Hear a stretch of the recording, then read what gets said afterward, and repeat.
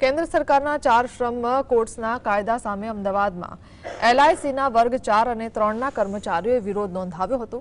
શ્રમ કોડ્સ વિરુદ્ધ કાયદા સામે 150થી વધુ કર્મચારીઓ સૂત્રોચ્ચાર કરી વિરોધ પ્રદર્શન કર્યું હતું। સરકાર કહે છે કે આ કોડ્સ શ્રમિકોની ભલાઈ માટે છે, પણ હકીકત એ છે કે આ કોડ્સ શ્રમિકો માટે નહીં, માલિકો માટે લાભદાયક છે। એલઆઈસીના કર્મીઓએ કહ્યું છે કે આ કોડ્સ લાગુ થતાં કેટલાક રાજ્યોને હાલના ન્યૂનતમ પગાર પણ ઘટાડવા પડશે। લાખો સ્કીમ વર્કરોને ન્યૂનતમ પગારથી પણ દૂર રાખવામાં આવ્યા છે।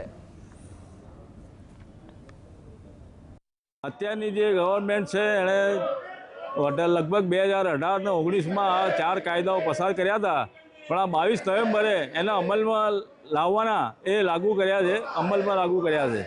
તેનો અમારે સખત વિરોધ છે, કારણ કે આજે લેબર ઇન્ડિયામાં 63 કરોડ લેબર છે। અસંગઠિત અને સંગઠિત કામદારો 63 કરોડ લોકો છે। ફક્ત જે સંગઠિત કામદારો છે એમાં 2 કરોડ આવતા હશે, બાકીના અસંગઠિત કામદારો માટે આ જે યોજના બનાવી છે એમાં કશું છે।